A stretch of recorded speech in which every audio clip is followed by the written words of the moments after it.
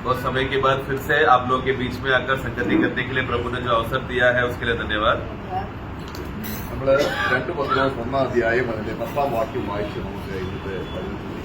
आज का वचन का मनन के लिए हम लोग दूसरा पत्रोस पहला अध्याय वाक्य 10 पढ़कर हम शुरुआत करेंगे।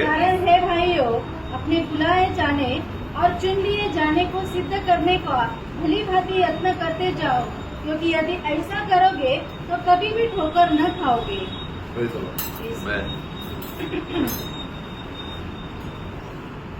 നമ്മളെല്ലാം ദൈവത്താൽ വിളിക്കപ്പെട്ടവരാണ് എന്നുള്ളത് നമ്മുടെ ഹൃദയത്തിൽ അതൊന്ന് പ്രകാശിക്കുമ്പോൾ എത്ര വിലയേറിയൊരു കാര്യമാണ്। ദൈവം വിളിച്ചവരാണ്। जब हमारे हृदय में ये बात का प्रकाश जब हमारे अंदर आता है कि हम लोग प्रभु ने हमें बुलाया है, हम लोग प्रभु के बुलाए हुए लोग हैं करके, इसका सही प्रकाश जब एक व्यक्ति विश्वासी को समझ में आएगा तो वो ज्ञान बहुत ही बहुमूल्य ज्ञान है कि हम लोग प्रभु से बुलाए गए लोग हैं करके। ദൈവം വിളിക്കുക മാത്രമല്ല, प्रभु केवल हमें बुलाना है उतना ही नहीं, തന്റെ ഒരു പ്രത്യേക ഉദ്ദേശത്തിന് വേണ്ടി നമ്മളെ തെരഞ്ഞെടുക്കുകയും കൂടെ ചെയ്യും। और उनका एक बहुत बड़ा एक उद्देश्य है, उस उद्देश्य के लिए उन्होंने हमें चुना भी। അപ്പം ദൈവം തെരഞ്ഞെടുത്തവരെ കുറിച്ച് ദൈവത്തിന് വലിയ ഉത്തരവാദിത്വമുണ്ട്। और प्रभु ने जितने लोगों को परमेश्वर ने जितने भी लोगों को चुना है उनके विषय में प्रभु को बहुत बड़ा जिम्मेदारी है, उनके चुनावट के विषय में और आगे के कार्य के विषय में।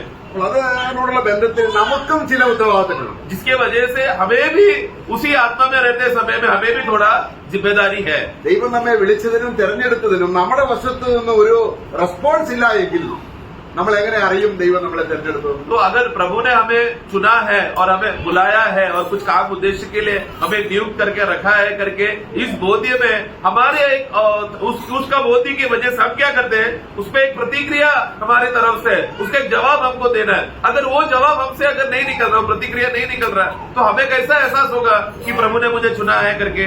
അപ്പോൾ നമ്മുടെ എഫെസ്യ ലേഖനം അതിന്റെ 1-ാം അധ്യായം 11 മുതലുള്ള വാക്യങ്ങൾ വായിക്കുമ്പോൾ ഒരാളെ ദൈവം വിളിച്ചാൽ ആ വിളി എങ്ങനെയാണ് ആ വ്യക്തിയെ ഉറപ്പാക്കുന്നത് എന്നുള്ള ചില കാര്യങ്ങളോടെ പറയുന്നുണ്ട്।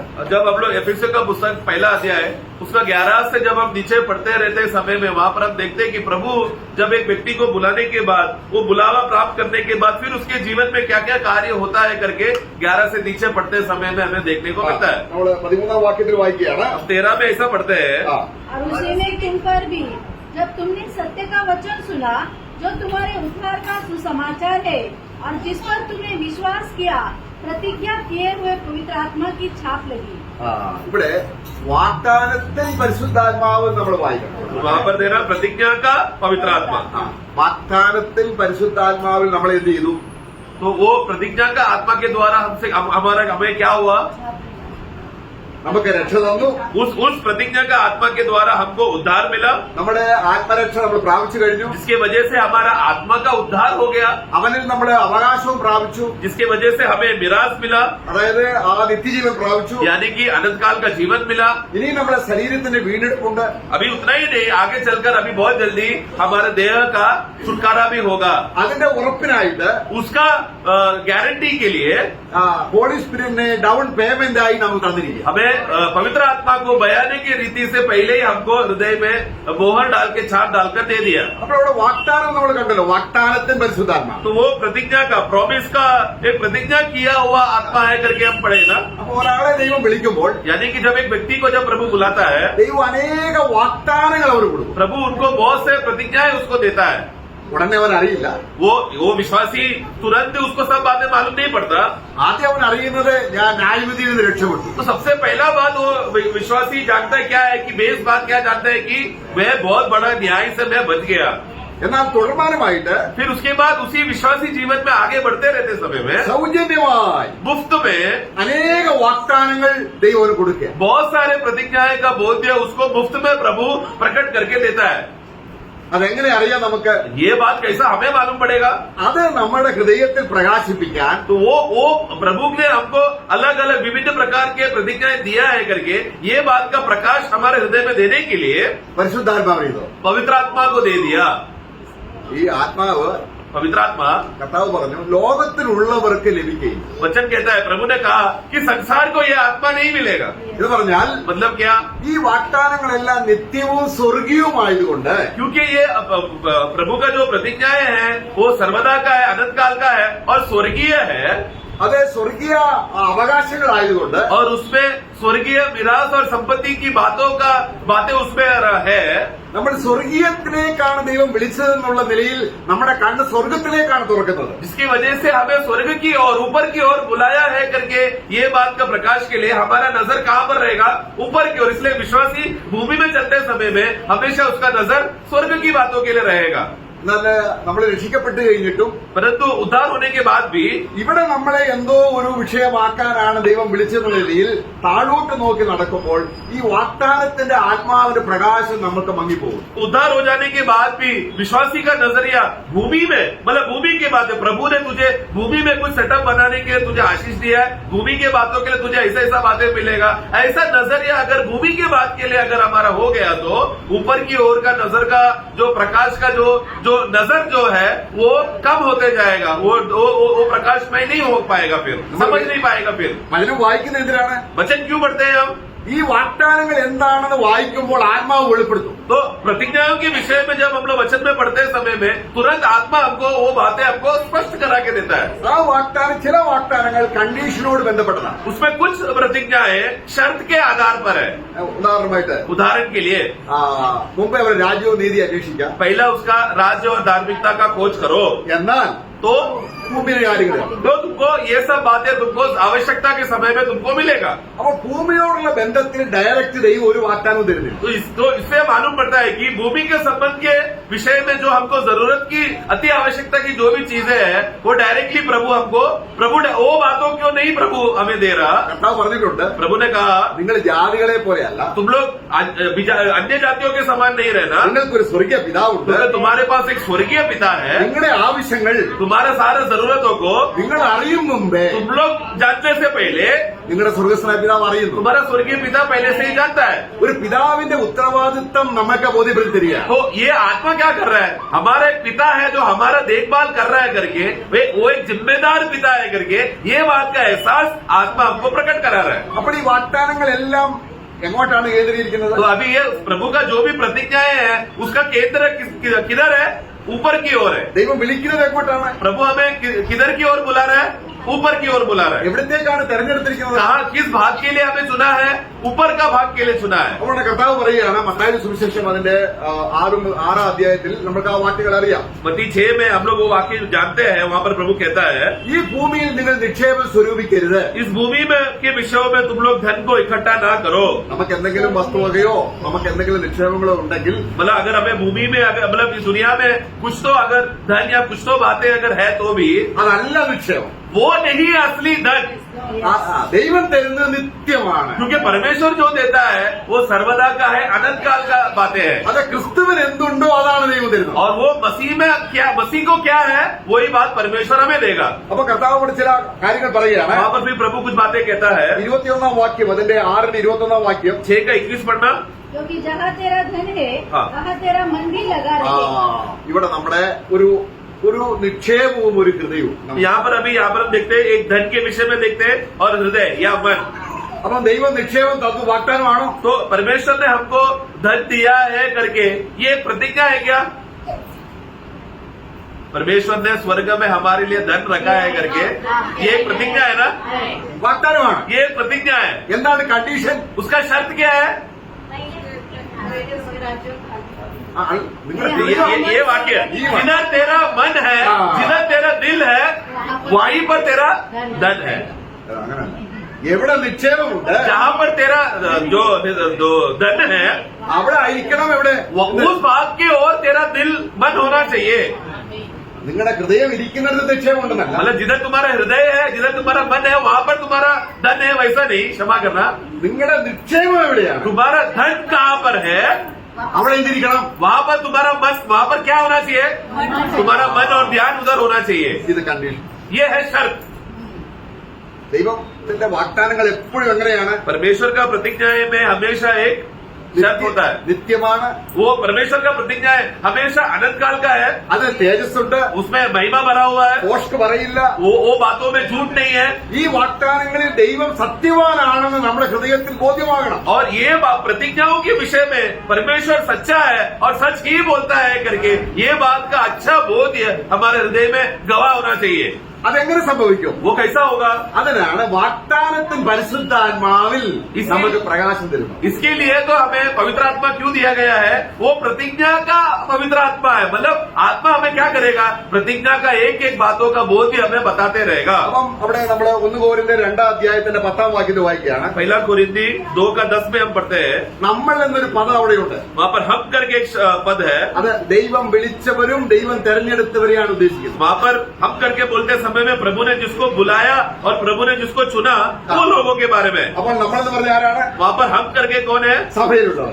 जो मंडली के लोग, नया जन्म पाए हुए लोग। നമ്മുടെ വിശേഷത എന്താണ്? हमारा खासियत क्या है? ദൈവം നമ്മെ വിളിച്ചു, प्रभु ने हमें बुलाया, നമുക്ക് നമ്മളെ തെരഞ്ഞെടുത്തു. हमें चुना, ദൈവം വിളിച്ചവർക്ക് ദൈവം എന്ത് ചെയ്യും? और जिन जिन लोगों को बुलाया प्रभु क्या कर रहा है? അനേക വാഗ്ദാനങ്ങൾ കൊടുക്കും. बहुत सारे प्रतिज्ञाएं प्रभु देगा, എന്നാൽ അത് ഭൗമിക ജ്ഞാനം കൊണ്ട് ഭൗമിക ഹൃദയം കൊണ്ട് മനസ്സിലാകില്ല. परंतु वो भूमि के ज्ञान से या शारीरिक ज्ञान से वो बातों को कभी समझ नहीं पाएगा। അതാണ് നമ്മൾ വായിച്ചു 1 കോരിന്ത്യർ 2:10. पहला कोरिन्थी 2:10 में हम पढ़ते हैं, परंतु परमेश्वर ने उनको अपने आत्मा के द्वारा हम पर प्रकट किया।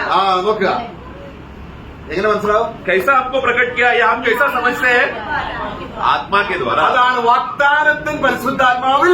इसके लिए आपको एफएसओ में हमने क्या पढ़ा? प्रतिज्ञा का आत्मा के द्वारा हमें ये सब बातों का समझ है। കർത്താവ് തന്നെ ഭൂമിയിലായിരുന്നപ്പോൾ, प्रभु खुद जब भूमि में था, ശിഷ്യന്മാരോട് കൂടി ആയിരുന്നപ്പോൾ, चेलों के साथ रहते समय में കർത്താവ് പറഞ്ഞ കാര്യങ്ങളൊന്നും ശിഷ്യന്മാർക്ക് അധികം മനസ്സിലാകില്ല. जब भी प्रभु जब बातें करता था चेले लोगों को ये बात समझ में नहीं आता था। നമുക്ക് ഒരു വാക്യം വായിക്കാം. एक वाक्य पढ़ेंगे उदाहरण के लिए, യോഹന്നാൻ 16:12 വാക്യം. യോഹन्ना 16:12। मुझे तुमसे और भी बहुत सी बातें कहनी है, हाँ। परंतु अभी तुम उसे नहीं सह सकते। നോക്ക് ഇവിടെ വളരെ കാര്യങ്ങൾ എനിക്ക് നിങ്ങളോട് बहुत से बातें मुझे तुमको बताना है। 3.5 കൊല്ലം കാര്യങ്ങൾ പറഞ്ഞില്ലേ? 3.5 साल प्रभु उनके साथ रहकर बातें बोलता रहा। ഇനിയും अभी भी ആ മാളിക മുകളിൽ വേർപാടിന്റെ അല്ലെങ്കിൽ കർത്താവ് ഫെയർവെൽ സർവീസിൽ പറയുകയാണ്. प्रभु अभी आखिरी में चेलों के साथ आखिरी भोजन करके वो ऊपर का कमरे में बैठकर रहस्य में बहुत से बातें उनको प्रभु बताना चाहता है। वो लोगों संसार से अलग कर कर चेलों को बिठाकर प्रभु बातें कह रहा है, എന്താണ് അതെല്ലാം വാഗ്ദാനങ്ങളാണ്. और जो भी प्रभु कह रहे हैं वो सब प्रतिज्ञा की बातें हैं। പക്ഷെ ഇപ്പൊ ഞാൻ പറഞ്ഞാൽ നിങ്ങൾക്ക് മനസ്സിലാകും. परंतु मैंने अगर अभी ये सब बात बोल दिया तो तुम लोग ये समझ नहीं पाओगे। എന്നാൽ ഞാൻ പോകും, परंतु मैं जाऊंगा പരിശുദ്ധാത്മാവിനെ അയക്കും. और पवित्र आत्मा को जब मैं भेजूंगा, കർത്താവ് അന്ന് പറയാനുണ്ടായിരുന്ന ആര് പറയുന്നുണ്ട് ഇപ്പോൾ? तो मतलब क्या प्रभु जो उस दिन प्रभु जो बताना चाहता था वो अभी कौन बता के दे रहा है? पवित्र आत्मा। मैं വളരെ പറയാനുണ്ട്. और उधर क्या कहता है? मुझे बहुत से बातें बताना है, यानी कि पवित्र आत्मा को भी बहुत से बातें हमको बताना है। 12 പേരോട് മാത്രമല്ല, सिर्फ 12 लोगों को ही नहीं, അവര് വചനങ്ങളിൽ അപ്പോസ്തലന്മാരെ വചനങ്ങൾ എഴുതി വെച്ചെങ്കിൽ പോലും वो लोग भले ही वो लोग ने आत्मा से भरकर प्रभु का वचन और पवित्र शास्त्र को लिखा तो भी അത് വായിക്കുമ്പോൾ पर हम जब वो बात को पढ़ते हैं, ഈ ആത്മാവിന് പ്രകാശനം നമുക്ക് കിട്ടണം. अब सबसे पहले हमें आत्मा का प्रकाश मिलना जरूरी है। ആത്മാവിന് പ്രകാശം കിട്ടിയാൽ ഞാൻ ഇത്ര ധനികനാണെന്നുള്ള സന്തോഷം കൊണ്ട് നിറയും. हमें आत्मा का प्रकाश मिल जाने के बाद वो विश्वासी में इतना बड़ा बोध या एहसास होता है, अरे मैं इतना बड़ा धनवान हूँ क्या? കർത്താവ് ശിഷ്യന്മാരോട് പറയാണ്, प्रभु चेलों से कहा, ഞാൻ സ്നേഹിതന്മാർക്ക് വേണ്ടി ജീവനെ കൊടുക്കുന്നതിനേക്കാൾ വലിയ സ്നേഹമില്ല. ये अपना मित्र के लिए जान देना इससे बड़ा प्रेम नहीं। അവിടെ ഒരു കാര്യം 15-ാം അധ്യായത്തിലെ യോഹന്നാൻ 15:15 പറയാണ്, यूहन्ना 15:15 में प्रभु कहता है, अब से मैं तुम्हें दास न कहूँगा, क्योंकि दास नहीं जानता कि उसका स्वामी क्या करता है, हाँ। परंतु मैंने तुम्हें मित्र कहा है, हाँ। क्योंकि मैंने जो बातें अपने पिता से सुनी वे सब तुम्हें बता दी। ഇവിടെ കർത്താവ് ഒരു കാര്യം പറയാണ്. प्रभु यहाँ पर एक बात कहता है, അതായത് ലോകത്തിൽ യജമാനനും ഉണ്ട്, ദാസന്മാരും ഉണ്ട്. दुनिया में हम देखते हैं कि मालिक है और मालिकों को गुलाम भी है। നമ്മൾ കർത്താവിന്റെ സ്നേഹിതന്മാരാണോ അതോ നമ്മൾ കർത്താവിന്റെ ദാസന്മാരാണോ? तो हम लोग प्रभु के मित्र हैं या हम प्रभु के गुलाम हैं?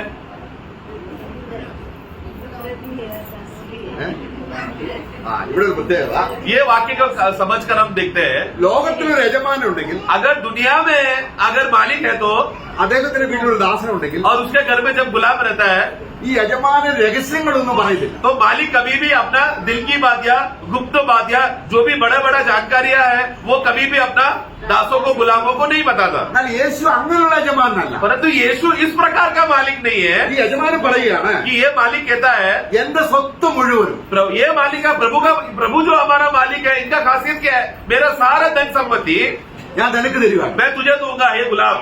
അങ്ങനെ ഈ ദാസൻ ആരാണ്? इसकी वजह से अभी ये दास कौन है? ദാസനെ പോലെ കീഴ്പ്പെട്ടിരുന്നെങ്കിൽ മാത്രമേ യജമാനൻ പറയുന്നത് സ്നേഹിതനെ പോലെ ഉൾക്കൊള്ളാൻ കഴിയുള്ളൂ. तो अगर वो व्यक्ति का क्या अवस्था है, जब मालिक बात करेगा तो या यीशु जब बात करेगा तो उसका मनोभावना कैसा होना चाहिए? एक दास के समान, गुलाम के समान समर्पण करके वो आधीन होकर जब प्रभु का वचन को सुनेगा तो ही एक मित्रता का रूप में वो आनंद उठा पाएगा.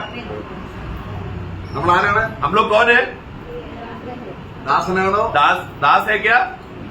യജമാൻ എന്തെങ്കിലും വെളിപ്പെടുത്തിയാൽ अगर मालिक ने कुछ प्रकट करके दिया നമ്മൾ ആരാണ്? तो फिर हम कौन है? സ്നേഹിതനാണ്. मित्र है. എന്നാൽ എല്ലാം വെളിപ്പെടുത്തുന്നില്ല. परंतु मालिक सब नहीं बताएगा, നമ്മുടെ ജീവിതകാലം മുഴുവനും വെളിപ്പെടുത്താനുണ്ട്. क्योंकि हमारा पूरा जीवन क्या है प्रकट करने के लिए प्रभु अवसर बना के रखा है. അങ്ങനെ വെളിപ്പാട് കിട്ടുന്തോറും നമ്മൾ ആരായി തീരുകയാണ്? इस रीति से प्रकटीकरण मिलते रहते समय प्रभु का अलग अलग विभिन्न बातों का प्रकाश विश्वासी को अपना विश्वासी चाल चलन में जब मिलते रहते समय में ഒരു സ്വന്തം സ്നേഹിതനായിട്ട് തീരുകയാണ്. तब वो क्या हो रहा है? ये गुलाम मित्र बन जा रहा है. അപ്പൊ ഈ ദാസത്വവും സ്നേഹിതനും തമ്മിലുള്ള ദൈവത്തിന്റെ വിളിയുടെ ഒരു പ്രത്യേകതയാണ്. तो ये गुलाम रहना और मित्र बन जाना ये प्रभु का बुलावट में रहने वाली बात है. നമുക്കിത് അബ്രഹാമിന്റെ ജീവിതത്തിൽ അബ്രഹാം ദൈവത്തിന്റെ സ്നേഹിതനാണോ അബ്രഹാം ദൈവത്തിന്റെ ദാസനായിരുന്നു? तो ये बात हम लोग पहला अब्राहम के जीवन को पढ़कर हम देखते हैं. तो अब्राहम क्या है? परमेश्वर का मित्र है या परमेश्वर का गुलाम है? സ്നേഹിതനല്ലേ? मित्र है ना. എന്നാൽ എങ്ങനെയാണ് ദൈവം തന്റെ രഹസ്യങ്ങൾ അബ്രഹാമിന് വെളിപ്പെടുത്തി കൊടുക്കുന്നത്? परंतु किस आधार पर है परमेश्वर अपना सब बातें मैं तुझे बताता हूँ करके बोलने के लिए उसका आधार नींव क्या हो गया? ആരാണ് സ്നേഹിതൻ? मित्र कौन है? യജമാന രഹസ്യങ്ങൾ മനസ്സിലാകുന്ന വ്യക്തിയാണ് സ്നേഹിതനായ जब मालिक एक गुलाम को सब बातें बताता है तो तब वो गुलाम मित्र बन जाता है. അപ്പൊ ദൈവം അബ്രഹാമിനെ വിളിക്കുക. परमेश्वर अब्राहम को बुलाया. നമ്മൾ 12-ാം അധ്യായത്തിൽ അബ്രഹാമിനെ വിളിക്കുന്നുണ്ട്. उत्पत्ति 12 में हम पढ़ते हैं कि किस रीति से उसका बुलावट हुआ. അപ്പോൾ അബ്രഹാമിനോടുള്ള ബന്ധത്തിൽ ഈ കാര്യം മനസ്സിലാക്കാൻ അബ്രഹാമിന് ആത്മാവുണ്ടായിരുന്നോ? तो उस समय में अब्राहम को प्रभु का विभिन्न बातों को जानकारी समझने के लिए पवित्र आत्मा था क्या उसमें? ഞാൻ പറഞ്ഞല്ലോ, വാഗ്ദാനങ്ങൾ മനസ്സിലാക്കാൻ ആര് വേണം? क्योंकि प्रतिज्ञाओं को समझने के लिए मैंने पहले भी कहा प्रतिज्ञाओं को समझने के लिए कौन चाहिए? पवित्र आत्मा चाहिए. അപ്പൊ അബ്രഹാമിനെ ദൈവം വിളിക്കുകയാണ്. अब्राहम को प्रभु बुला रहा है. വിളി മനസ്സിലായോ? क्या वो बुलावट समझा गया? അനുസരിച്ചോ? माना क्या? അനുസരിച്ചു. माना, उसने समझा और माना കാര്യം അവന് മനസ്സിലായി. क्योंकि वो बातों को समझ गया. അപ്പോൾ അബ്രഹാമിന്റെ വീട്ടിൽ ദൈവം വരികയാണ്. तो अभी अब्राहम के घर पे प्रभु आ रहा है. നമ്മുടെ കർത്താവ് വരികയാണ്. प्रभु वहाँ पर आ रहा है. 2 ദൂതന്മാരെയും കൂട്ടിയാണ് उसके വരുന്നത്. साथ 2 लोग मतलब 2 स्वर्गदूत लोग भी थे प्रभु के साथ. ഇവിടെ ആത്മാവ് ഉള്ള വ്യക്തിയും ആത്മാവില്ലാത്ത വ്യക്തിയും തമ്മിലുള്ള ഒരു കാര്യം നമുക്ക് മനസ്സിലാക്കാൻ तो കഴിയും. यहाँ पर सचमुच अब्राहम में आत्मा के नियंत्रण के अनुसार अब्राहम जी रहा है क्या नहीं या आत्मा नहीं है करके इस बात का फर्क हमें मालूम पड़ता है. നമ്മള് ജനസിസ് 18-ാം അധ്യായത്തിൽ നമ്മൾ വായിക്കുന്നുണ്ട്. सॉरी उत्पत्ति का पुस्तक उसका 18 में हम पढ़ते हैं. അതിന്റെ 2-ാം വാക്യത്തിലുണ്ട്, തലപൊക്കി നോക്കിയപ്പോൾ 3 പുരുഷന്മാർ നിൽക്കുന്നു. वाक्य 2 में हम पढ़ते हैं कि जब उसने अपना आंखें उठाकर देखा तो दूर से 3 पुरुष उसके पास आ रहे थे. അല്ലേ? है ना. 3 പുരുഷന്മാരെ കണ്ടോ? 3 पुरुष लोग प्रभु के निकट अब्राहम के निकट आया, सामने से आया. കണ്ടോ? देखा क्या अब्राहम ने? എന്നാൽ अब्राहम ने देखा कि 3 लोग आ रहे हैं. അപ്പോൾ അവരെ വിളിക്കുന്നത് എങ്ങനെയാണ്? परंतु जब वो जो लोग जब नजदीक आया तो अब्राहम कैसा उनसे संबोधन कर रहा है, कैसे बात कर रहा है? 18-3 उसका 3 हे प्रभु हे प्रभु. बस എങ്ങനെയാണ് വിളിക്കേണ്ടത്? देखो कैसा बुलाना चाहिए. 3 लोग हैं वहाँ पर. 3 പേര് 3 लोगों को कैसा बुलाना चाहिए? हे प्रभु प्रभु. बहुवचन में होना चाहिए. അല്ലേ? ബഹുവചനാണോ? लेकिन इधर बहुवचन है क्या? एक ही वचन है. हे प्रभु. കാര്യം എന്താണ്? कारण क्या है? അബ്രഹാം വാഗ്ദാനങ്ങളുള്ളവരാണ്. अब्राहम कौन है? वो प्रतिज्ञा का व्यक्ति है. प्रतिज्ञा से हाँ. ദൈവം ഉടമ്പടി ചെയ്യുകയാണ്. प्रभु ने उसके साथ वाचा बांधा है. ദൈവം അവനോട് ഇടപെട്ടവനാണ്. प्रभु ने उसके साथ कार्य किया है. അത് മനസ്സിലാകാൻ ये बात समझने के लिए 2 പേര് ദൂതന്മാരാണെന്നും तो कि अब्राहम समझ रहा है कि वो दोनों लोग स्वर्गदूत है. ഒരാള് കർത്താവാണ്. और उसमें से एक ही प्रभु है। അപ്പം ദൂതന്മാരെ യജമാനെ വിളിച്ചോ? तो उसने स्वर्गदूतों को हे स्वामी करके बुलाया क्या? नहीं। ഇല്ല. नहीं।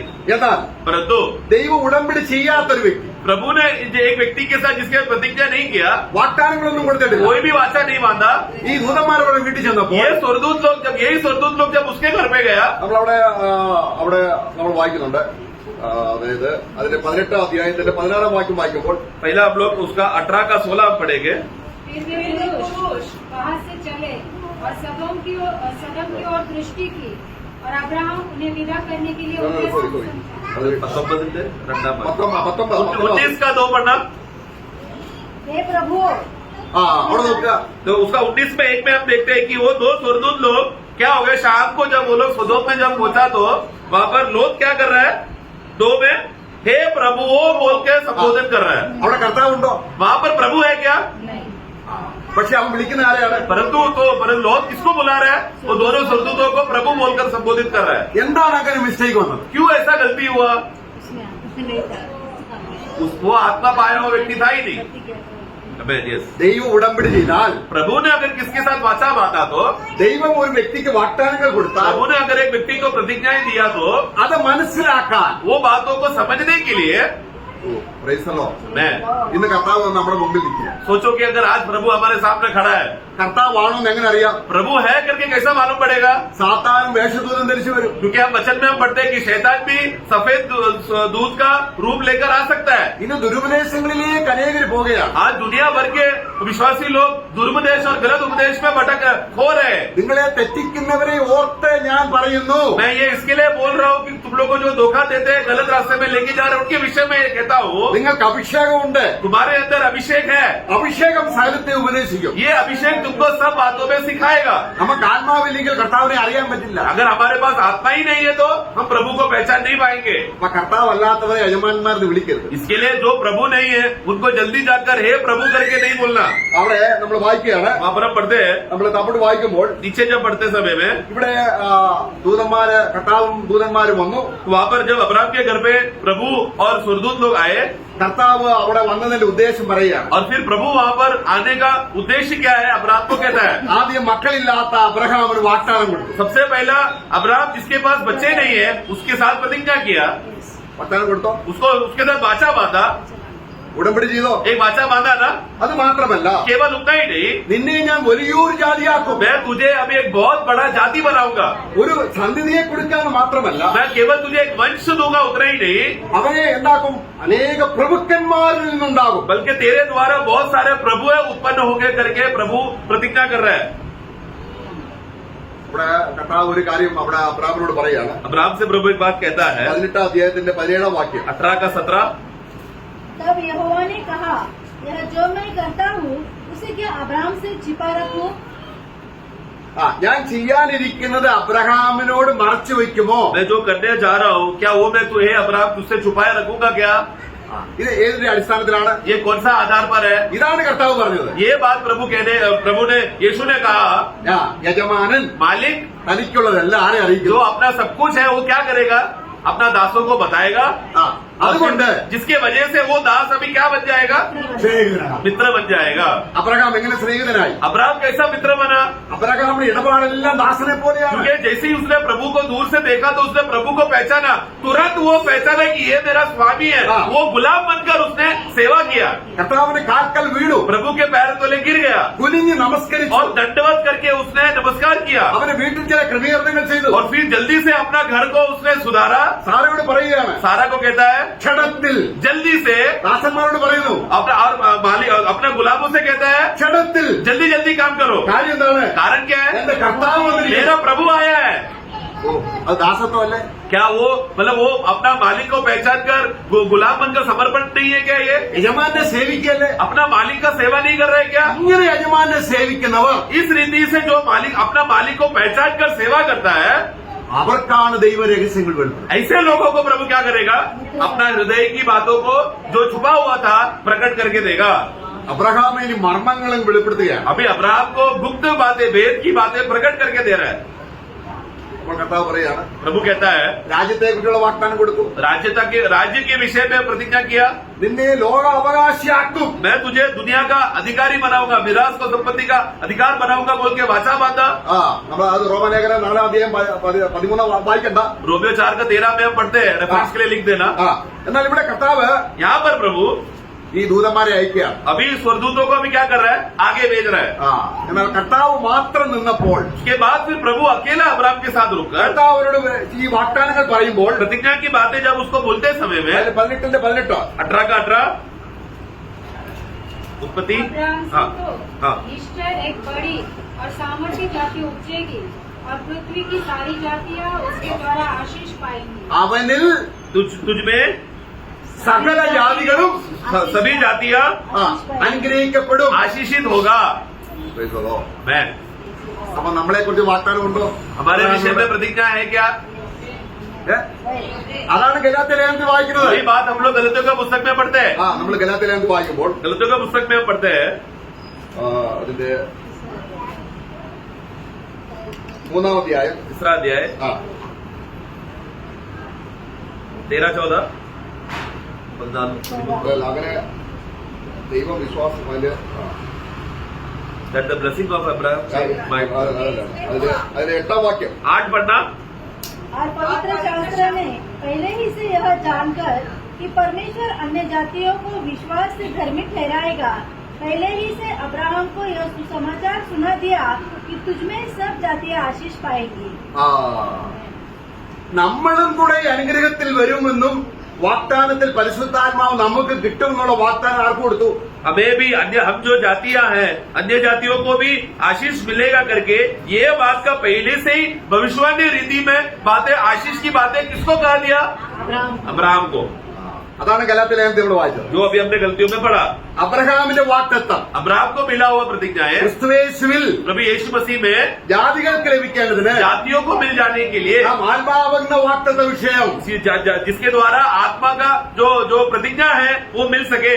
അപ്പോൾ ഈ വാഗ്ദത്തങ്ങൾ കാണാൻ നമ്മൾ ഗ്രഹിക്കാൻ ആത്മാവുണ്ടായിരിക്കണം. उसके लिए प्रतिज्ञा मिलने का आत्मा रहेगा तो ही प्रतिज्ञा की बातों का गहराई की बातें हम समझ सकते हैं। ഇനി നമ്മൾ കുറച്ചുകൂടി അടുത്ത ദൈവത്തെ പരിചയപ്പെടുകയാണ്. अभी थोड़ा और हम लोग गहराई से प्रभु को जानने जा रहे हैं। അബ്രഹാമിനോട് പറയുകയാണ്, अब्राहम से कहता है ഈ വാഗ്ദാനങ്ങളെല്ലാം ഞാൻ നിനക്ക് തന്നു. ये सारा प्रतिज्ञा मैंने तुझे दे दिया। 18-ാം അധ്യായത്തിൽ അങ്ങോട്ട് നമ്മൾ വായിക്കുന്ന വാഗ്ദാനങ്ങളാണ്. 18 से नीचे पढ़ते समय में वो पूरा प्रतिज्ञाओं के बारे में प्रभु वहाँ पर कहता है। എന്നാൽ ഈ വാഗ്ദാനങ്ങൾ നിന്നെ ഞാൻ നിവർത്തിക്കണമെങ്കിൽ परंतु अगर ये सारे प्रतिज्ञाओं को तेरे अंदर अगर मुझे पूरा करना है तो 18-19 18 का 19 पढ़ेंगे उत्पत्ति। क्योंकि मैं तो चाहता हूँ कि वह अपने पुत्रों और परिवार को जो उसके पीछे रह जाएंगे आज्ञा देगा कि वे यहोवा के मार्ग से अटल बने रहे और धर्म और न्याय करते रहे, ताकि जो कुछ यहोवा ने अब्राहम के विषय में कहा है उसे पूरा करे। आमीन। എങ്ങനെയാണ് ദൈവം ഇടപെടുന്നത്? परमेश्वर कैसा कार्य कर रहा है यहाँ पर?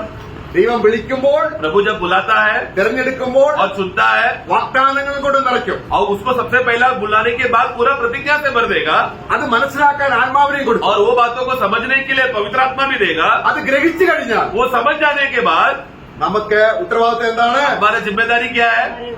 അനുസരിക്കണം. आज्ञा का पालन करना, ആത്മാവിനനുസരിക്കണം. आत्मा में आज्ञा को मानना। അപ്പോൾ എന്താണ് നമ്മുടെ ഉത്തരവാദിത്വം? क्या है हमारा जिम्मेदारी प्रियो? എന്താണ് നമ്മുടെ ഉത്തരവാദിത്വം? क्या है हमारा जिम्मेदारी? അതുകൊണ്ടാണ് इसलिए നമ്മുടെ വിളിയും തെരഞ്ഞെടുപ്പും ഉറപ്പാക്കണം. हमारा, इसलिए हमने जैसा दूसरा पत्रोस में हमने पढ़ा कि हमारा बुलावट और हमारे चुनावट को हमें पक्का करना है। നമ്മൾ അനുസരിക്കുന്തോറും मतलब जितना हम लोग आज्ञा को मानते रहते हैं ഈ വിളി ഉറപ്പാകുകയാണ്. हम लोग उस रीति से हम अपना बुलावट को पक्का कर रहे हैं ദൈവ സത്യവാൻ എന്ന് നമ്മൾ മുദ്രയിടുക. और परमेश्वर सच्चा है करके ये बात का छाप हम दे रहे हैं। അപ്പം അബ്രഹാമിൽ ഇത് നിവർത്തിക്കാൻ ദൈവം ആഗ്രഹിച്ചു. अब्राहम ने ये बात को पूरा करने के लिए प्रभु ने कोशिश किया। ദൈവം വിളിക്കുന്നവരോടെല്ലാം ദൈവത്തിന് ഉടമ്പടി ഇങ്ങനെ उसी തരും. रीति से प्रभु जिनको भी बुलाता है सबके साथ प्रभु इसी रीति से वाचा बांधकर अपना प्रतिज्ञा की बातों को प्रभु उसमें पूरा करने देखता है। നമ്മള് സങ്കീർത്തനം 105-ാം സങ്കീർത്തനം 42 മുതൽ 45 വരെ വാക്യങ്ങൾ വായിക്കുമ്പോഴും 105 भजन संगीता का 42 से 45 जब हम पढ़ते हैं, കനാൻ ദേശം കൊടുക്കുമെന്നുള്ളത് വാഗ്ദത്തമാണ്. कनान देश उनको तुमको मिलेगा करके ये प्रतिज्ञा किया था ആ ദേശം വാഗ്ദാന പ്രകാരം കൊടുക്കുകയും ചെയ്തു. और वो वाचा के अनुसार उनको दिया भी. പക്ഷെ എന്തിനാണ് കൊടുത്തത്? परंतु क्यों दिया? എന്റെ ജനം मेरे लोग എന്റെ കൽപ്പനകൾ കേട്ടനുസരിക്കണം. मेरे जो दिया हुआ आज्ञाओं को, वचनों को मानकर चलना चाहिए. इसके लिए എന്തിനാണ് ദൈവം നന്മ തരുന്നത്? प्रभु भलाई क्यों करता है? നമ്മൾ അവനെ അനുസരിക്കണം. ताकि हम लोग उनका आगे का पालन करके समर्पण करके जिए. അവന്റെ വാഗ്ദാനങ്ങളെല്ലാം നമുക്കുണ്ട്. प्रभु का सारे प्रतिज्ञाएं हमारे विषय में है. പക്ഷെ ആത്മാവിൽ അനുസരിക്കാൻ തയ്യാറാണ്. परंतु ये प्रभु ये देखेगा कि तू सचमुच आत्मा में समर्पण होकर आज्ञा मान रहा है कि नहीं. പുതിയ നിയമത്തിൽ ഒരു കാര്യമുണ്ട്. नए नियम में पढ़ते हैं, ആത്മാവിനാൽ आत्मा के द्वारा ശരീരത്തിലെ പ്രവൃത്തികളെ शरीर के कार्यों को നിങ്ങൾ മരിപ്പിക്കണം. तुम लोग उसको मारना है क्रूस पर. നമ്മളത് ചെയ്യുന്നില്ല. हम वो नहीं कर रहे. അപ്പൊ എങ്ങനെ വാഗ്ദത്തം നിറവേറും? तो फिर प्रतिज्ञा कैसे पूरा होगा? എല്ലാം ദൈവം സജീവമായി കൊണ്ടുവന്നിരിക്കുക. सब बातें प्रभु ने हमारे सामने प्रकट करके स्पष्ट करके दिया है. അപ്പോൾ അബ്രഹാം ദൈവത്തിന്റെ സ്നേഹിതനാണ്. इसके लिए हमने देखा कि अब्राहम कौन है? परमेश्वर का मित्र है. അപ്പോൾ തന്നെ ആരാണ്? परंतु उसी समय में वो कौन है? ദൈവത്തിന്റെ. परमेश्वर का, प्रभु का वो गुलाम भी है. അതുകൊണ്ടാണ് इसलिए സോദോം ഗോമോരയെ നശിപ്പിക്കുന്നതിനുള്ള ബന്ധത്തിൽ सोदोम कुमारों को जब नाश करने जा रहा था, അബ്രഹാം ദൈവത്തോട് പ്രാർത്ഥിക്കുക. वो अब्राहम तुरंत अभी अपेक्षा कर रहा है, विनती कर रहा है परमेश्वर से. പ്രാർത്ഥിക്കുമ്പോൾ സ്നേഹിതനാണോ അതോ ദാസനാണോ? प्रार्थना करते समय में वो व्यक्ति मित्र है या गुलाम है? പ്രാർത്ഥിക്കുമ്പോൾ प्रार्थना करते समय में हम गुलाम है, गुलाम, गुलाम. രണ്ടും ഉണ്ട്. दोनों भी है. പക്ഷെങ്കിൽ परंतु നമുക്ക് ഇദ്ദേഹം മധ്യസ്ഥ ചെയ്യുമ്പോൾ जब अब्राहम मध्यस्थी कर रहा था, 18 അധ്യായം 27 വാക്യം 18 का 27, फिर अब्राहम ने कहा, हे प्रभु सुन, मैं तो मिट्टी और राख हूँ. ആ നോക്ക അവിടെ നോക്ക. देखो मैं मिट्टी और राख हूँ. ഇത് നമ്മൾ എപ്പോഴും മനസ്സിലാക്കും. ये समर्पण ये तो रहना जरूरी है. നാം താഴ്ത്തുന്തോറും मतलब मैं एक व्यक्ति जितना अपने आप को नम्र और दीन करेगा, ദൈവം നമ്മളെ താഴ്ത്തുകയല്ല, प्रभु हमें नीचा कर रहा है, दीन कर रहा है, वैसा नहीं. നമ്മളെ ഉയർത്തുകയാണ്. प्रभु क्या करेगा? वो तो हमें ऊंचा उठा रहा है. Praise the Lord. Amen. ഈ സത്യമാണ് കർത്താവിലുള്ളത്. ये सत्य प्रभु में है. നമ്മൾ ചിന്തിക്കുന്നത് താഴ്ത്തുമ്പോൾ നമ്മളങ്ങ് നാണം കെട്ടു പോകും. तो हमें क्या लगता है जब हम दीन हो जाएंगे तो हम लोग लज्जित हो जाते हैं? അല്ല, ऐसा नहीं है. നമ്മളെ ലോക മനുഷ്യരുടെ മുമ്പിൽ നമ്മളെ താഴ്ത്തുമ്പോൾ നമ്മൾ അവരെ കാണുന്നത്, അവർ നമ്മളെ കാണുന്നത് അങ്ങനെയാണ്. देखो दुनिया में जब हम लोग नम्र हो जाते हैं समय में प्रभु का कार्य की वजह से हम लोग दीन हो जाने की वजह से लोग जल्दी बोलेंगे अरे क्या उसका क्या फायदा हुआ ऐसा विश्वास में बोलकर लज्जा उड़ा हमारा मजाक उड़ाते हैं.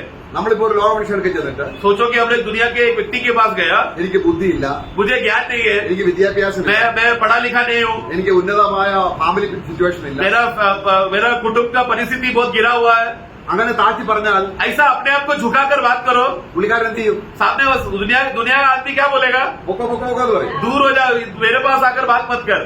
എന്നാൽ നമ്മുടെ ഒറിജിനൽ അവസ്ഥ എന്താണ്? परंतु हमारा असली अवस्था क्या है प्रियो? നമ്മൾ കുലഹീനരാണ്, हम लोग गिरे हुए हैं, നീചരാണ്, 30 लोग हैं, പാപികളാണ്. पापी है. ഇത് കർത്താവിനോട് ഇങ്ങനെ പറഞ്ഞാൽ ऐसा बात अगर प्रभु को जाके बोलेंगे तो നമ്മുടെ താണ അവസ്ഥയിൽ നിന്ന് ഉയർത്തുകയാണ്. प्रभु क्या करेगा?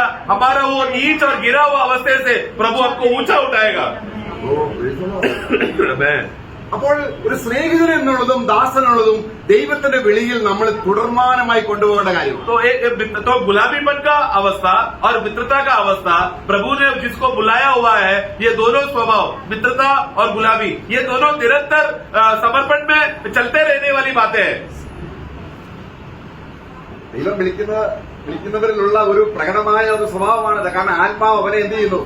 तो प्रभु ने जिन लोगों को बुलाया है, ये दो खास गुण हमेशा उन लोगों में प्रकट होता रहेगा, क्योंकि प्रभु उस विषय के लिए प्रभु ने उनको बुलाकर आगे चला रहा है. നാം ലോകത്തിന്റെ ആത്മാവിൽ ജീവിക്കുമ്പോൾ जब हम लोग संसार के आत्मा की मदद से जब हम जी रहे थे, നമുക്ക് എന്തെങ്കിലും കിട്ടിയാൽ നമ്മളെ അങ്ങ് ഉയർത്തും. हमें कुछ मिल जाता तो हम लोग क्या करते हैं? अपने आप को हम लोग ऊंचा उठाते हैं. തന്നെത്താൻ ഉയർത്തുന്ന ഒരു എതിരാളിയുടെ ലോകത്തിലാണ് നമ്മൾ ജീവിക്കുന്നത്. हम लोग एक ऐसा दुनिया में जी रहे हैं, ऐसा शत्रु का दुनिया में जी रहे हैं जो अपने आप को ऊंचा उठाकर अपने आप को बड़ा है विचार करके जीने वाला दुनिया में हम जी रहे हैं। എന്നാൽ കർത്താവാനാണ് परंतु प्रभु कौन है? ഉന്നതത്തിൽ നിന്നും वो ऊंचाई में से നമ്മളെ രക്ഷിക്കാൻ हमें बचाने के लिए ദാസനായി വന്നവനാണ്. अपने आप को गुलाम बनाकर वो आया। കർത്താവിനോട് നമ്മൾ പറയണം, इसलिए प्रभु को हमें कहना है, നീ എനിക്ക് എത്ര വെളിപ്പാട് തന്നാലും हे प्रभु आप मुझे कितना भी प्रकाश दे दो, ഞാൻ അഹങ്കരിച്ചു പോകുന്നില്ല. मैं कभी भी अहंकारी नहीं होऊंगा, ഞാൻ എന്നെ തന്നെ താഴ്ത്തുകയാണ്. क्योंकि मैं अपने आप को नम्र करता हूँ। ദൈവത്തിന്റെ വാഗ്ദാനങ്ങൾ നിറവേറണമെങ്കിൽ ഈ ദാസത്വം ആവശ്യമാണ്. प्रभु का प्रतिज्ञाओं की बातों को पूर्तिकरण हमारे अंदर होना है तो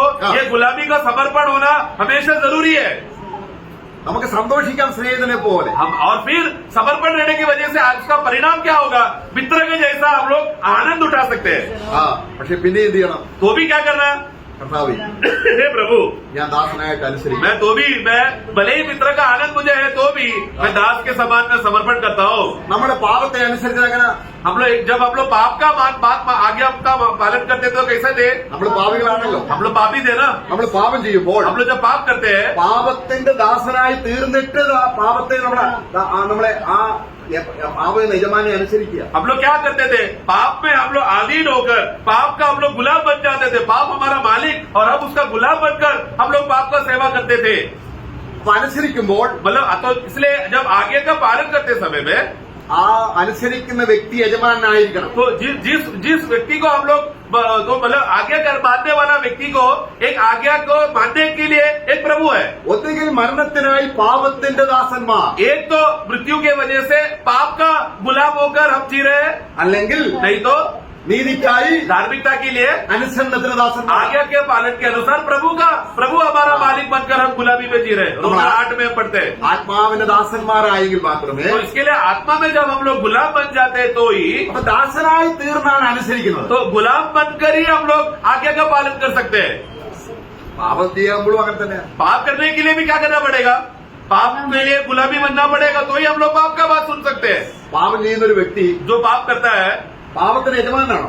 तो वो व्यक्ति पाप का मालिक है क्या? പാപ യജമാനാണ്. पाप कौन है? वो व्यक्ति का मालिक बन जाता है। ഈ അവസ്ഥയിൽ നിന്നും, इस परिस्थिति से, ഈ അടിമത്തത്തിൽ നിന്നും इस गुलामी में से കർത്താവ് നമ്മളെ വിലയ്ക്ക് വാങ്ങിയിട്ട് प्रभु ने मूल दास देकर हमें मोल लेकर खरीदा, എന്നിട്ട് ആരുടെ ദാസനാക്കി? फिर हमें किसका दास बनाया? കർത്താവ്. आमेन, प्रभु का। ഈ പ്രഭു നമുക്ക് അനേക വാഗ്ദാനങ്ങൾ തന്നിരിക്കുക. और जिस प्रभु ने हमें बहुत सारे प्रतिज्ञाएं हमें देकर रखा है। അപ്പോൾ അബ്രഹാമിന് കിട്ടിയ അനുഗ്രഹം എന്താണ്? तो अब्राहम को मिला हुआ आशीष क्या था? ദൈവം ചെയ്ത വാഗ്ദാനങ്ങൾ ഉള്ളിൽ പ്രകാശിക്കാൻ ആത്മപ്രകാശനം.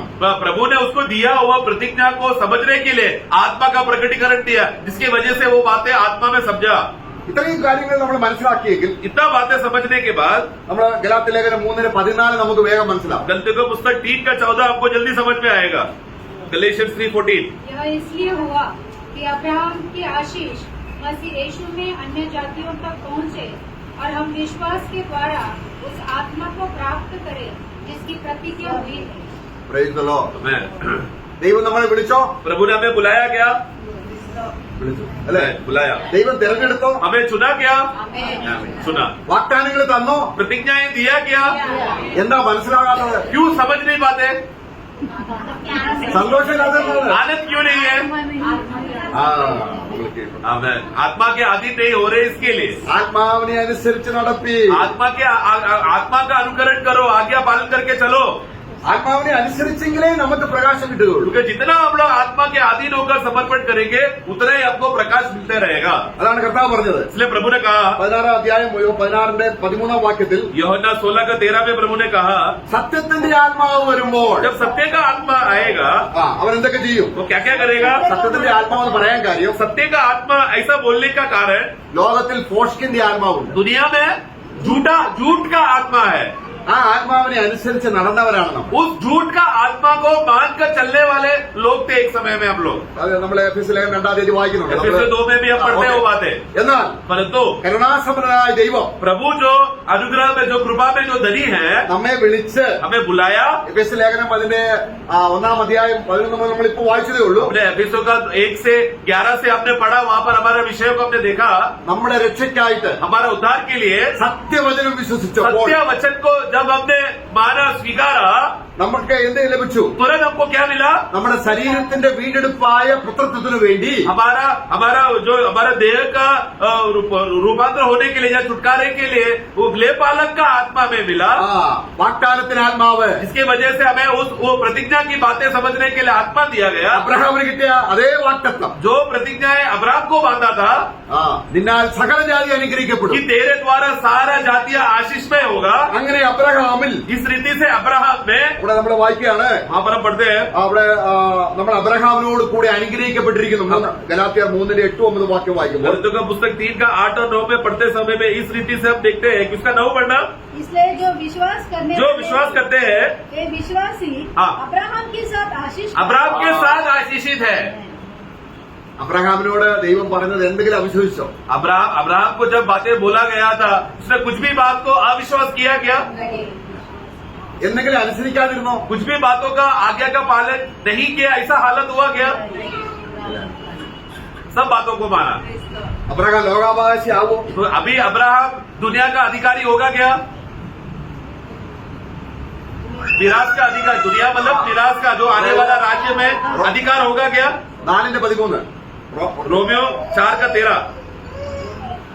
क्योंकि यह प्रतिज्ञा की हाँ। वह जगत का वारिस होगा. देखो वो जगत का जो ये नया 1000 साल जब प्रकट करेगा, तब अब्राहम को क्या करेगा? जगत का अधिकार बनाएगा, वारिस का अधिकार वो करेगा दुनिया നമ്മളെ में. വായിച്ചത് അബ്രഹാമിനോട് കൂടെ നാം तो अभी हमने अभी क्या पढ़ा? अब्राहम के साथ हमें भी वो आशीष हमें भी है. मतलब अब्राहम ने जैसा विश्वास किया, ऐसा विश्वासियों को भी जगत में राज करने का अधिकार होने का आशीष है.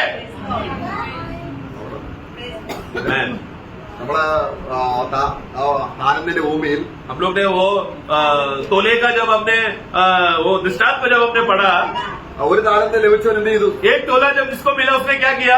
മണ്ണി കൊഴി കുടിച്ചു. उसने तुरंत में जाकर मिट्टी के अंदर खोद कर डाल कर छुपा दिया, ढक दिया उसको. ദൈവം അവനെ വിളിച്ചതാണ്, प्रभु ने उसको बुलाया था, തെരഞ്ഞെടുത്തതാണ്, वो चुना हुआ व्यक्ति था, വാഗ്ദാനങ്ങൾ കൊടുത്തതാണ്. प्रतिज्ञाओं का लाभ उसको मिल रहा था, പക്ഷെ ആരെ അനുസരിച്ച് നടന്നു? परंतु किसका बातों को मानकर चला? മണ്ണിനെ അനുസരിച്ച് നടന്നു, मिट्टी की बातें, भूमि की बातों को देखकर वो चल रहा था, ജഡത്തെ അനുസരിച്ച് നടന്നു. अपने शारीरिक अभिलाषों को पूरा करने के लिए जी रहा था. അതുകൊണ്ടാണ് നമ്മൾ വ്യക്തമായിട്ട് പഠിപ്പിക്കുന്നത് നമ്മൾ ആത്മാവിനെ അനുസരിക്കണം. इसके लिए ये बातें स्पष्ट से बार बार मंडलियों में ये बोला जाता है कि आत्मा का ही बात सुनना और आत्मा में अधीन होकर आत्मा का वचनों को मानना.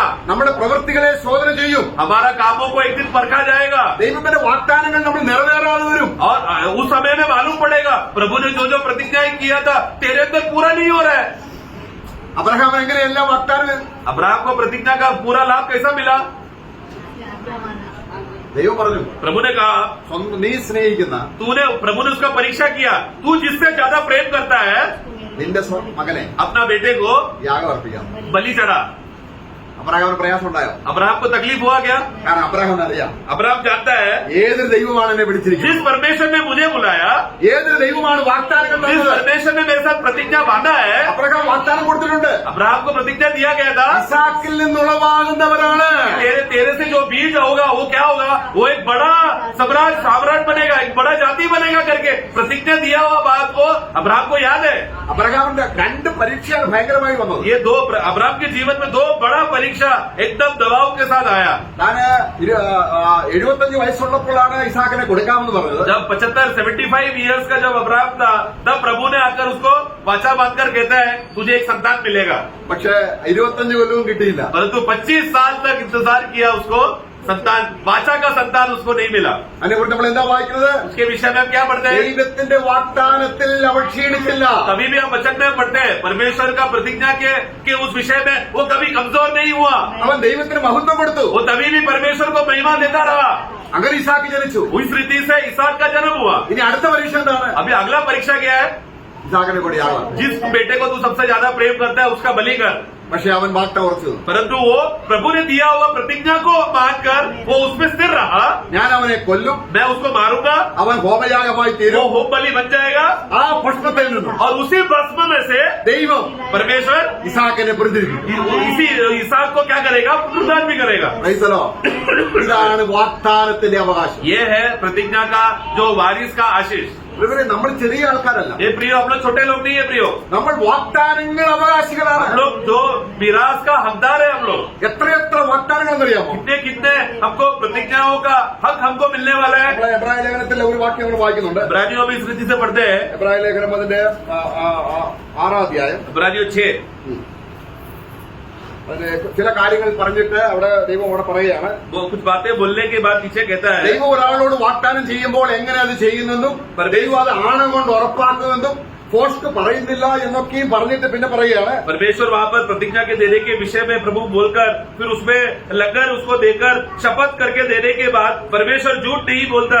ये सब बातें बोलने के बाद അതിന് 17-ാം വാക്യം. उसका 17 में हम पढ़ते हैं, इसलिए जब परमेश्वर ने प्रतिज्ञा के वारिसों पर और भी साफ रीति से प्रकट करना चाहा कि उसका उद्देश्य बदल नहीं सकता, तो शपथ को बीच में लाया.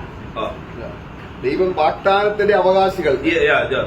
फिर से पढ़ना, परमेश्वर अपने, इसलिए जब परमेश्वर ने प्रतिज्ञा के वारिसों देखो प्रतिज्ञा के वारिसों को, നോക്കുക, प्रतिज्ञा के वारिस, ദൈവം ഒരാൾ നമുക്കെങ്ങനെ വാഗ്ദാനങ്ങളുടെ കൂമ്പാരമുണ്ടോ? हमें हमारे पास जो प्रतिज्ञाएं का भरपूरता है क्या? ഉണ്ട്. है. ദൈവം വിളിച്ചോ? प्रभु ने बुलाया ना. ദൈവം ഒരാളെ വിളിച്ചാൽ प्रभु ने अगर एक व्यक्ति को बुलाया तो വാഗ്ദാനങ്ങളോട് നിറയ്ക്കും. वो प्रतिज्ञा से उसको पूरा भर देगा. അതാണ് നമ്മൾ വായിക്കുന്നത്. तो हम पढ़ते हैं, ദൈവത്തിന്റെ വാഗ്ദാനം എത്രയുണ്ടെങ്കിലും परमेश्वर का प्रतिज्ञाएं चाहे कितना भी हो, ക്രിസ്തുയേശു मसीह में അത് എന്നോട് सब വന്നിട്ട് हाँ है, मेरे संबंध में हाँ और आमीन है. നമ്മളത് റെസ്പോണ്ട് तो ചെയ്യണം. हम जवाब प्रतिक्रिया क्या करते हैं? आमीन बोलकर हम प्रतिक्रिया क्या उसका जवाब देते हैं. സന്തോഷിക്കണം. हमें आनंद मनाना है. നമ്മളെ എന്തിനാ വിളിച്ചത്? हमें क्यों बुलाया? നമ്മൾ മിണ്ടുന്നില്ലെങ്കിൽ ദൈവം കള്ളനാണ്. കാരണം സത്യമാണോ ആർക്കറിയാം? तो अगर हम लोग आमीन बोल नहीं पा रहे या चुप बैठ रहे या जवाब नहीं दे पा रहे तो हम लोग क्या साबित कर रहे हैं? परमेश्वर तू झूठा है क्योंकि तेरा बातें मुझे समझ में नहीं आया, मैं क्यों आमीन बोलूं? പരീക്ഷ വരുമ്പോൾ जब परीक्षा आएगा ക്ഷീണിക്കാതെ हम लोग कमजोर ना होते हुए, നമ്മൾ വാഗ്ദാനങ്ങളിൽ ഉറച്ചു നിൽക്കുന്നവരാണോ? क्या हम लोग सचमुच प्रभु ने हमारे साथ जो वाचा बांधा उस सब में उसको थामे रहकर विश्वास में आगे बढ़ रहे हैं क्या? അപ്പൊ നമ്മുടെ വെളിയിൽ തെരഞ്ഞെടുപ്പ് ഉറപ്പാക്കാൻ പരീക്ഷകൾ വരും. इसके लिए तुम्हारा बुलाया जाना और तुम्हारा चुना जाना ये बात पक्का करने के लिए तुमको परीक्षा किया जाएगा. പരീക്ഷ വരുമ്പോൾ എന്ത് ചെയ്യണം? परीक्षा करते समय में क्या होगा? നാം വാഗ്ദാനങ്ങളിൽ ഉറക്കണം. हमें जो प्रभु ने जो हमारे साथ प्रतिज्ञा दिया था उसको थामे रखना है. വാഗ്ദാനം ചെയ്തവൻ വിശ്വസ്തൻ. मेरे साथ जो प्रतिज्ञा बांधा वो बांधने वाला प्रभु सच्चा है. ഇങ്ങനെ ഈ കുരുൾ നിറഞ്ഞ ലോകത്തിൽ इस रीति से ये अंधकार और झूठ भरा हुआ इस दुनिया में से സാത്താനെ ലജ്ജിപ്പിക്കുമാറ് शैतान को लज्जा करने के लिए നമ്മൾ ദൈവത്തിന് മഹത്വം കരയറ്റാനാണ് ദൈവം हमने നമ്മളെ परमेश्वर का महिमा कर सके ऐसा परिस्थिति में इसके लिए प्रभु ने हमें चुनकर बुलाया. ദൈവം എന്താണ് വിളിച്ചത്? प्रभु क्यों बुलाया? എന്തിനാ വിളിച്ചത്? क्यों बुलाया है प्रियो? मैं വാഗ്ദാനങ്ങളുടെ അവകാശമാണ്. हम लोग सब लोग ये प्रतिज्ञा के वारिस बन सके. ഒരു വാഗ്ദാനമല്ല. एक प्रतिज्ञा नहीं, ഓ, प्रतिज्ञा हो बहुवचन हो. അതുകൊണ്ടാണ് വാഗ്ദാനങ്ങൾ പ്രാപിക്കുന്നവർ അനുകാരികളാകുകയും. इसके लिए प्रतिज्ञा जो पाने वाले लोगों का तुम लोग अनुकरण करो. അനേക വാഗ്ദാനങ്ങളുണ്ട്. क्योंकि बहुत सारे प्रतिज्ञाएं हैं. ഈ ഭൂമിയെ ദൈവം ഇളക്കും. ये पूरा दुनिया को प्रभु हिलाएगा നിത്യമായ രാജ്യം നമുക്ക് തരും. और अनंत काल का राज्य को स्थापना कर कर हमें देगा. വാഗ്ദാനമല്ലേ? प्रतिज्ञा नहीं है क्या? എത്രയെത്ര വാഗ്ദാനം. कितना कितना अलग अलग अनगिनत प्रतिज्ञाएं प्रभु ने हमको दिया है. നമ്മൾ വാഗ്ദാനങ്ങളെ അവകാശമാക്കണം. इसलिए हमें इस प्रतिज्ञाओं का हमें उसका वारिस बनना है, उसका हक में आना है. അവരോട് ദൈവം പറയുകയാണ്, ऐसे लोगों से प्रभु कहता है, ദൈവത്തിന് മാറിക്കൂടാ വാഗ്ദാനം ചെയ്തതിനു ശേഷം. प्रभु ने अपने अभी 17 में पढ़ा, प्रभु ने प्रतिज्ञा करने के बाद अभी प्रभु बदल नहीं सकता. इसके लिए प्रभु क्या किया? ना बदलने मैं नहीं बदलूंगा करके तुमको सबूत देने के लिए प्रभु शपथ को बीच में लाया. എന്നിട്ട് രണ്ട് കാര്യം ചെയ്തു. फिर दो बात किया, രണ്ട് ഇമ്മ്യൂട്ടബിൾ തിങ്സ് എന്നാണ്. दो बेबदल बातें 18 में पढ़ते, दो बेबदल बातें हमको दिया. ഈ വാഗ്ദാനം ചെയ്തവർക്ക് मतलब जिनको ये प्रतिज्ञा के जो वारिस लोगों को ആ, അത് दो बेबदल बातें हैं. നമ്മൾ ഒന്ന് കണ്ടു. एक हमने देखा എഫെസ്യ ലേഖനം അതിന് 1-ാം അധ്യായത്തിൽ. ആ, एफिसो 1 में हमने पढ़ा कि प्रतिज्ञा का आत्मा जो हमें दिया गया है वो पहला बेबदल बात है. ആണയോടുകൂടെ തന്നു. वो ओथ के साथ शपथ के साथ दिया है. രണ്ടാമത് दूसरा शपथ क्या किया? കർത്താവായ യേശുവിനെ प्रभु यीशु मसीह को പിതാവിന്റെ വലത്തുഭാഗത്ത് पिता के दाहिने ओर നമുക്ക് മഹാപുരോഹിതനായി ആണയോട് ഉറപ്പിച്ചു. हमें महायाजक दे दिया है बोलने के लिए शपथ देकर हमें बताया है. ഓ, ये दो बेबदल बातें, प्रभु यीशु मसीह और पवित्र आत्मा. ഇനി കർത്താവായ യേശു अभी प्रभु यीशु मसीह പിതാവിന് വലത്തുഭാഗത്ത് നമുക്ക് വേണ്ടി പ്രാർത്ഥിക്കുന്നു. यीशु मसीह क्या कर रहा है स्वर्ग में? पिता परमेश्वर के दाहिने और रहकर हमारे लिए विनती करता है। ദൈവത്തിന്റെ ആത്മാവ് और पवित्र आत्मा നമ്മളിൽ വസിച്ചുകൊണ്ട് हमारे अंदर, रोमियो 8 में हम पढ़ते हैं कि हमारे अंदर बसे रहकर ആ हमारे लिए विनती करता है। ഈ ഇത്രമാത്രം ഗൗരവമേറിയ കാര്യങ്ങൾ ആർക്കൊണ്ട് പ്രിയമുള്ളവർ? प्रियो, ये इस रीति से ये दो बेबदल बातें दुनिया में और किसके पास है? और कोई जाति है क्या जिसके पास ऐसा बेबदल बातें परमेश्वर ने प्रतिज्ञा देकर दिया है? हमें അപ്പൊ അബ്രഹാമിനേക്കാൾ വലിയ കാര്യങ്ങളാണ്. तो प्रियो, ये अब्राहम से भी बड़ी बात है। അബ്രഹാം അവന്റെ സന്തതിയും ഈ ഭൂമി ഭരിക്കും. अब्राहम और उसका संतान और वारिस क्या करेंगे? ये दुनिया में भूमि पर वो लोग राज्य करेंगे। പക്ഷേ സഭ बंधु मंडली कलीसिया, साधु। वो लोग पूरा ब्रह्मांड को സ്വർഗത്തിനുള്ളതല്ല, स्वर्ग में जो बातें हैं, വാഴ്ചകളാകട്ടെ चाहे अधिकारियां हो അധികാരികളാകട്ടെ और सिंहासने हो, എല്ലാ നാമങ്ങളും सभी नामों से ऊपर യേശുവിന്റെ കാൽക്കൽ വെച്ചിട്ട് सभी बातों को यीशु मसीह के पहलों तले रखकर അവനെ സഭയുടെ ശിരസ്സാക്കി. और इसी यीशु को मंडली का सिर बना दिया है। एफिसियों में हम पढ़ते हैं। അപ്പൊ ക്രിസ്തു എവിടെല്ലാം വാഴുമോ तो मतलब यीशु मसीह जिधर जिधर अपना हुकूमत और राज्य करेगा, उसके साथ प्रभु भी रहे, मंडली कलीसिया भी रहेगा। അപ്പൊ നമ്മളെ വിളിച്ച് എന്തിനാണ്? हमें क्यों बुलाया? എന്തിനാ വിളിച്ചത്? क्यों बुलाया? നിങ്ങളുടെ വിളിയിൽ തെരഞ്ഞെടുക്കും. इसलिए प्रियो, तुम्हारा बुलावट और तुम्हारा चुनावट को तुम लोग जांचो। അപ്പൊ ഹോളി സ്പിരിറ്റ് വരുമ്പോൾ तब जब पवित्र आत्मा आएगा, എനിക്കുള്ളതിൽ നിന്നെടുത്ത് जो मेरा है वो मेरे में से निकाल कर तुमको देगा നിങ്ങൾക്ക് മനസ്സിലാക്കി തരും. और तुम लोगों को समझा कर देगा। അപ്പോൾ നമ്മൾ ആരാണ്? तब हम लोग कौन है? സ്നേഹിതനാണ്. तब हम लोग मित्र बन जाएंगे। പക്ഷെ മനസ്സിലാകണമെങ്കിൽ परंतु समझना है तो നിലത്ത് വീണ് കിടക്കണം. दुनिया हम लोग भूमि में घुटने टेक कर दंडवत करके गिरकर प्रभु का प्रभुत्व में संपूर्ण रीति से आधीन होना पड़ेगा। ചിലപ്പോ ഉപവാസം എടുക്കേണ്ടി വരും. शायद उपवास करना पड़ेगा നമ്മൾ വചനം വളരെയധികം വായിക്കേണ്ടി വരും. और हमको वचन को भरपूरता से पढ़ना पड़ेगा। നമ്മൾ ആത്മാവിന് അധീനരാകണം. हमें आत्मा के अधीन होना पड़ेगा। അപ്പോൾ പ്രകാശം കിട്ടിക്കൊണ്ടേയിരിക്കും. तब प्रकाश का प्रकटीकरण मिलते रहेगा। ഓ സ്തോത്രം. बहन, നമ്മളിൽ നല്ല പ്രവൃത്തി ആരംഭിച്ചു. हमारे अंदर जिसने भला कार्य जिसने शुरू किया, उसी के दिन का पूरा उसी का दिन में पूरा करने के लिए विश्वास योग्य है। അപ്പൊ നമ്മള് 2 പത്രോസ് 1:10 വായിച്ചത് എന്താണ്? जैसा हमने दूसरा पत्रोस 1:10 में हमने क्या पढ़ा? इस कारण है भाइयों, हाँ। अपने बुलाए जाने और चुन लिए जाने को सिद्ध करने का हाँ। भली भांति यत्न करते जाओ। അപ്പൊ तो यत्न करते जाओ यार। ആ പ്രയത്നിക്കുന്നതിനെ കുറിച്ചാണ് നമ്മൾ വായിച്ചത്. उस बातों का प्रयत्न करते हुए यत्न करते रहने की विषय की बातें हैं, आपने अभी देखा। നമ്മൾ അതുകൊണ്ട് മണ്ണി കുഴിച്ചിട്ടാൽ और परंतु प्रभु ने दिया हुआ प्रतिज्ञा को लेकर मिट्टी में जाकर गाड़ दिया ആത്മാവിന്റെ പ്രകാശനം. तो अब और आत्मा का प्रकाश, എനിക്ക് ആത്മാവിന്റെ പ്രകാശമൊന്നും വേണ്ട. मुझे आत्मा का प्रकाश नहीं चाहिए। എനിക്കെല്ലാം അറിയാം. मैं सब जानता हूँ എന്നിട്ട് നമ്മൾ ജഡത്തിൽ സെർവ് ചെയ്യും. और फिर मैं शारीरिक रीति से सेवा करता हूँ। അപ്പോൾ എന്ത് കിട്ടും? तो क्या होगा प्रियो?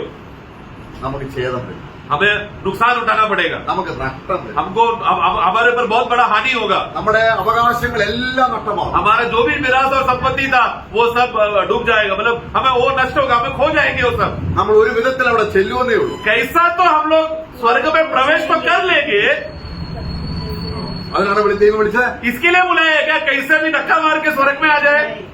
नहीं, നമ്മൾ എങ്ങനെയെങ്കിലും स्वर्गത്തിൽ ചെല്ലാനല്ല. भैया कैसे भी हम लोग गलती से अंदर प्रवेश कर लिया, हाव बच गया, ऐसा बोलने के लिए नहीं प्रभु ने हमको स्वर्ग में बुलाया है, बुलावट किया है। സ്വർഗരാജ്യത്തെ ബലാത്കാരം ചെയ്ത് പിടിച്ചെടുക്കാനാണ്. हमें पूरा स्वर्ग राज्य को उसमें उसको वश करके अपने शक्ति के साथ अधिकार में प्रवेश करके हक में अधिकार में होने के लिए प्रभु ने हमको बुलाया है। കർത്താവ് നമ്മളെ അതിനാണ് വിളിച്ചിരിക്കുന്നത്. प्रभु ने उसके लिए हमें बुलाया है। നമ്മൾ അതിനെ അന്യോന്യം പ്രോത്സാഹിപ്പിക്കാം. इसके लिए हम एक दूसरे को प्रोत्साहन करें। നമ്മുടെ ലക്ഷ്യം അതായിരിക്കട്ടെ. हमारा लक्ष्य उस बातों में रहे। കർത്താവ് നമ്മെ കൂടുതലായി സഹായിക്കും. प्रभु हमें और सहायता करे।